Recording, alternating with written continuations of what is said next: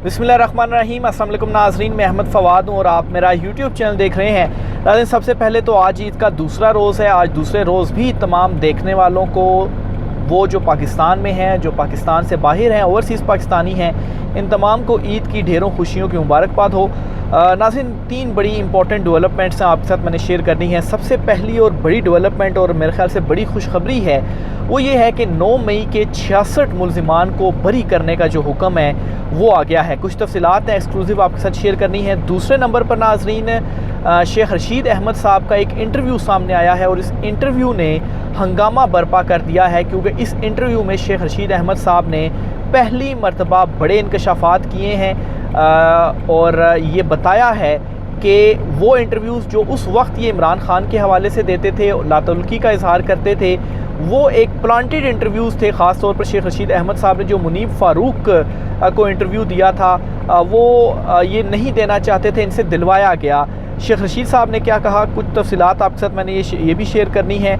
और Malik Shahzad Ahmad, chief justice Lahore high court, इनके हवाले से भी एक बड़ी डेवलपमेंट हुई है। इनको चूँकि सुप्रीम कोर्ट ऑफ पाकिस्तान लाया गया है, लेकिन नाज़रीन इस तरह से लग रहा है कि सुप्रीम कोर्ट ऑफ पाकिस्तान लाने का बज़ाहिर जो मकसद था वो पूरा नहीं हुआ। इस पर भी कुछ एक्सक्लूसिव डिटेल्स आपके साथ में शेयर करूँगा। सबसे पहले तो नाज़रीन आगाज़ करता हूँ 9 मई केसेस के हवाले से। बड़ी ख़बर ये है कि जज मोहम्मद अब्बास साहब ने 66 मुल्ज़िमान को बरी करने का फ़ैसला सुनाया था। इसका आज तहरीरी हुक्मनामा सामने आया है। जज अब्बास साहब वही जज हैं जिन्होंने मुदाखलत के हवाले से भी कुछ जो चीज़ें थी ये सामने लाए थे, लेकिन उस मामले में नहीं फ़िलहाल जाते। इस हुक्मनामे के ऊपर मैं रहता हूँ और इस हुक्मनामे में प्रोसिक्यूशन को लताड़ा गया और कहा गया है कि प्रोसिक्यूशन अपना केस साबित करने में नाकाम रही और ये 66 मुल्ज़िमान बेगुनाह हैं और इसलिए इनको रिलीज़ किया जाता है। 6 रीज़न्स जो उन्होंने पेश की अपने इस हुक्मनामे में आपके सामने में रखता हूँ और इससे आपको मालूम होगा कि किस कदर जो प्रोसिक्यूशन का केस था वो कमज़ोर किस्म का केस उन्होंने बनाया और इस हद तक वो कमज़ोर था कि अपनी ही कही चीज़ों को वो बाद में प्रोड्यूस नहीं कर सके। यानी कि एक एग्जांपल तो ये है कि सीसीटीवी फुटेज का इन्होंने कहा जी कि हमारे पास मौजूद है, लेकिन बाद में वो सीसीटीवी फुटेज अदालत में पेश ही नहीं की, पेश नहीं कर सके। तो पहले आपने केस बनाते हुए ये क्यों कहा जी कि वो सीसीटीवी फुटेज भी मौजूद है।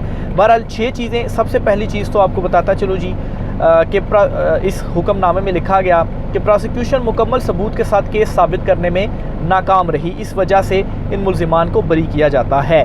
प्रोसिक्यूशन ने अपना केस अदालत में साबित नहीं किया। दूसरे नंबर पर जी जो सबूत पेश किए गए वो मुताबिकत नहीं रखते, यानी कि जिन बुनियादों के ऊपर आपने ये मुकदमा बनाया, आपने कहा जी कि ये 9 मई के मुल्ज़िमान हैं, प्रोसिक्यूशन ने जो उस बुनियाद पर जो सबूत पेश किए वो सबूत मुताबिकत ही नहीं रखते। तो आप अंदाज़ा लगा लें कि इतना अरसा जो इन मुल्ज़िमान को रखा गया और फिर उसके बाद जो सबूत पेश किए गए, जो जिन सबूतों की बुनियाद पर इनको कैद में रखा गया वो सबूत ही मुताबिकत नहीं रखते। ये दूसरी रीज़न थी जिसकी वजह से इन मुल्ज़िमान को बरी किया गया। तीसरे नंबर पर जी मुल्ज़िमान ख़ुद दहशतगर्द नहीं थे, ना ही इनका किसी दहशतगर्द तंजीम से ताल्लुक़ है। अच्छा, एक तो जी मुल्ज़िमान के हवाले से भी इधर जो छानबीन की गई कि ना मुल्ज़िमान का किसी दहशतगर्द तंजीम से कोई ताल्लुक़ था और ना मुल्ज़िमान ख़ुद दहशतगर्द थे, यानी कि ये आम शहरी थे। और 9 मई वाले दिन जो कुछ हुआ वो सबके सामने हैं और बहुत सारे लोग इसमें गिरफ़्तार हुए। एक तो वो लोग भी हैं तकरीबन 100 से ज़्यादा जो कि मिलिट्री कस्टडी में है, जिनमें से 20 को तो 1 साल के बाद रिहाई मिल गई और बाकी जो हैं वो मिलिट्री कस्टडी में है। लेकिन इसके अलावा भी बहुत सारे 9 मई के मुल्ज़िमान को गिरफ़्तार किया गया, उनके ऊपर केसेस हैं, लेकिन उनके हवाले से वाज़े चीज़ें नहीं थी कि ये भी 9 मई जो तोड़ फोड़ या चीज़ें हुई उनमें ये भी शामिल थे। तो वो मिलिट्री कस्टडी में नहीं थे, जो हैं उनके हवाले से तो मिलिट्री है ना कि बस ये हैं, इनके हवाले से हमारे पास सबूत है, हमने इनको सज़ाएं देनी है तो उन्होंने अपनी कस्टडी में लिया। लेकिन बहुत सारे मुल्ज़िमों के ऊपर केसेस भी हैं जिन्हें ATC अदालत में भी पेश किया जा रहा है। तो ये वो 66 मुल्ज़िमान थे। तो ये आम शहरी थे, ना इनका कोई बैकग्राउंड है इस तरह से दहशतगर्दी वाला, ना इनका किसी तंजीम के साथ ताल्लुक़ है। तो ये एक और रीज़न लिखी गई इनको बरी करने की। फिर साथ ही प्रोसिक्यूशन की बदनीयती को मुस्तरद नहीं किया जा सकता, ये बड़ा इंपॉर्टेंट पॉइंट है, क्योंकि प्रोसिक्यूशन के सबूत मुताबिकत नहीं रख रहे, यानी कि लिखा कुछ, बाद में उस हवाले से चीज़ें ये सबूत प्रोड्यूस नहीं कर सके। तो अगर आप के पास चीज़ें हैं नहीं थी तो आपने कैसे ये मुकदमे बना लिए। तो इसलिए प्रोसिक्यूशन की बदनीयती जो थी इसे भी मुस्तरद नहीं किया जा सकता।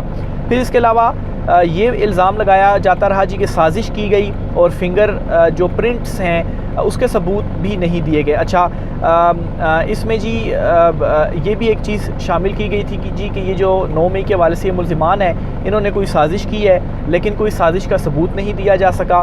फिर इनके फिंगरप्रिंट्स भी मौजूद नहीं थे और आखिर में जो इस फैसले में लिखा गया वो सीसीटीवी फुटेज के हवाले से था कि बताया गया जी, क्लेम किया गया कि सीसीटीवी फुटेज है लेकिन सीसीटीवी फुटेज अदालती रिकॉर्ड के ऊपर नहीं रखी गई। तो अगर आप अदालती रिकॉर्ड पे नहीं रख रहे तो आप क्लेम कैसे कर रहे हैं कि हमारे पास सीसीटीवी फुटेजेस भी हैं। तो ये वो बुनियादें थी जी जिन पर इन मुल्ज़िमान को बरियत मिली है और ये 66 मुल्ज़िमान है जिसका अब जो तहरीरी हुक्मनामा है वो भी सामने आ चुका है। तो ये तो इस हवाले से कुछ तफसीलात हो गई। दूसरी बड़ी खबर नाज़रीन शेख रशीद अहमद साहब की हवाले से है।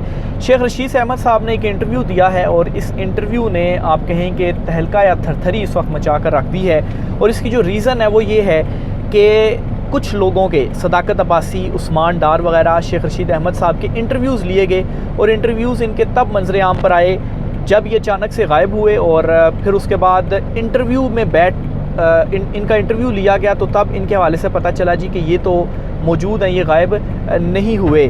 और उस दौरान या उस वक्त ये भी बातें हुई कि आखिर जो लोग गायब हो गए या मुबैना तौर पर उनको अगवा कर दिया गया तो वो कैसे एकदम से बरामद हो गए और बरामद भी ऐसे हुए कि टीवी स्क्रीनों के ऊपर उनके जो इंटरव्यूज़ हैं वो चल रहे हैं। तो उनमें से एक शेख रशीद अहमद साहब भी थे। शेख रशीद अहमद साहब ने अब भांडा फोड़ दिया है उन इंटरव्यूज़ का। पहले तो जी इन्होंने अपने इंटरव्यूज़ के हवाले से जो बातें की हैं उसके बाद ये चीज़ सामने आ गई कि इनका जो इंटरव्यू था ये दिलवाया गया था असल में इंटरव्यू। और मुनीर फ़ारूक साहब के ऊपर भी बड़ा एक सवाल उठ गया है कि एक ऐसा शख्स जो गायब हो फिर उसका इंटरव्यू दिलवाया गया और आपने जो इंटरव्यू है वो किया। बहरहाल इस मामले को फ़िलहाल साइड पे रखते हैं, जो मेन चीज़ है वो आपके साथ में शेयर करता हूँ। शेख साहब ने क्या कहा जी, शेख साहब ने कहा जी कि चिल्ले से रिलीज़ किया गया, घर लेकर आए, इंटरव्यू हुआ, जो लिख कर दिया गया अगर पढ़ता तो मौत के बाद भी लोग मुझे गालियाँ देते और मेरा मुँह काला होता। यानी कि उस इंटरव्यू में शेख रशीद अहमद साहब को चीज़ें लिख कर दी गई थी कि ये जो चीज़ें हैं वो आपने बोलनी है। तो अगर शेख रशीद अहमद साहब को लिख कर दी गई थी तो जो दीगर कुछ इंटरव्यूज़ हुए थे उनमें भी फिर चीज़ें लिख कर दी गई हैं, उनके हवाले से भी चीज़ें कुछ दिनों में शायद सामने आ जाएँ। शेख रशीद अहमद साहब आज बोल पड़े हैं तो हो सकता है दीगर भी बोल पड़े, लेकिन शेख साहब ने ये कह दिया जी कि लिख कर दी गई थी चीज़ें, लेकिन इन्होंने वो जो चीज़ें थी वो पढ़ी नहीं। और इस पर यह भी शेख रशीद साहब ने पहले एक मरतबा कहा था जी कि अगर वो बुशरा बीबी से मुतल्लिक चीज़ें थीं और अगर वो ये चीज़ें लिखी हुई पढ़ देते तो मौत के बाद भी लोग इन्हें दिल में लोग जो हैं उनको गालियाँ देते और अगर ये अवाम में जाते हैं तो शायद सामने ना सही लेकिन दिल में ज़रूर इन्हें अवाम गालियाँ देती, इनका अपना शहर के लोग इन्हें गालियाँ देते और इनका मुंह काला हो जाता। इस वजह से इन्होंने वो चीज़ें नहीं पढ़ी। फिर इन्होंने ये भी कहा कि इनकी मौजूदगी में वो इंटरव्यू इन्होंने दिया, उनकी मौजूदगी में, यानी कि वहाँ पर कुछ और लोग भी थे या खलाई मखलूक आप कह लें वो मौजूद थी जिनकी मौजूदगी में शेख रशीद अहमद साहब की जानिब से इंटरव्यू दिया गया।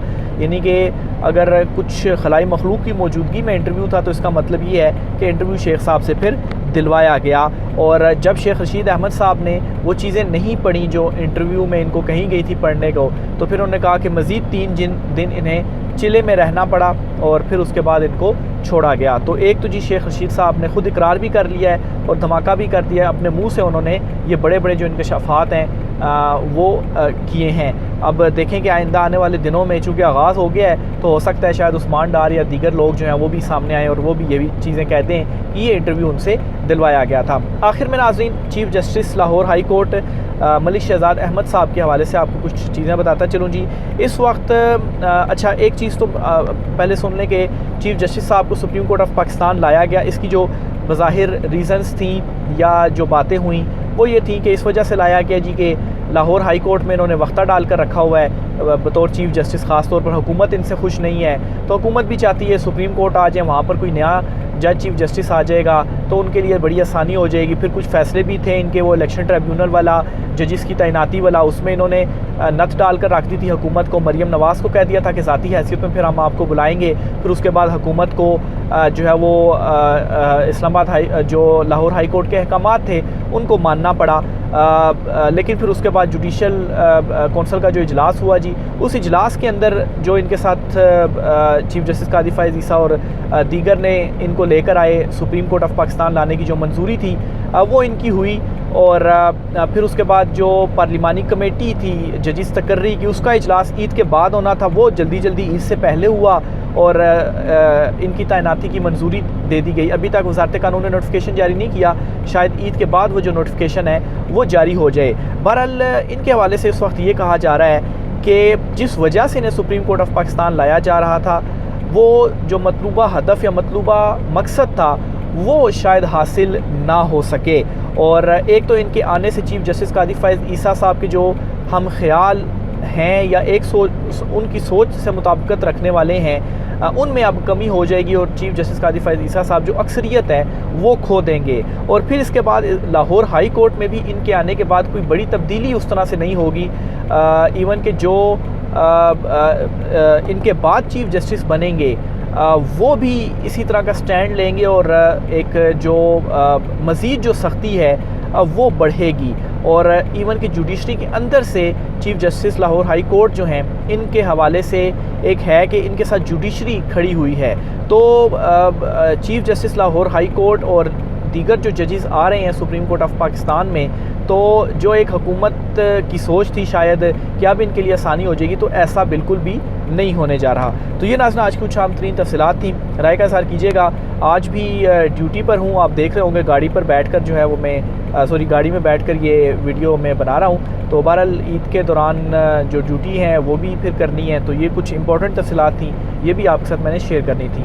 राय का इज़हार कीजिएगा। हाँ, बल्कि आखिर में आपको बताता चलूँ, शेर अफजल मरवत साहब के हवाले से इमरान खान साहब इस वक्त ये सोच रहे हैं कि शेर अफजल मरवत जो हैं उन्हें पाकिस्तान तहरीक इंसाफ की जो कोर कमेटी है इसमें वापस लाया जाए। ऑलरेडी इमरान खान साहब ये बयान दे चुके हैं, ये कह चुके हैं अपनी पार्टी को कि जो इख्तलाफात है पार्टी में, जो ग्रुपिंग है, इसे ख़त्म किया जाए, क्योंकि इस वक्त पाकिस्तान की ज़िंदगी मौत का मसला है। और अभी शेर अफजल मरवत साहब के हवाले से भी तफसीलात आ रही हैं। बहरहाल देखें इस पर मज़ीद कब कोई वाज़ेह हुक्म सामने आता है, आपके साथ तफसीलात शेयर करता रहूँगा। राय का इज़हार कीजिएगा। इजाज़त दीजिए, अल्लाह हाफ़िज़।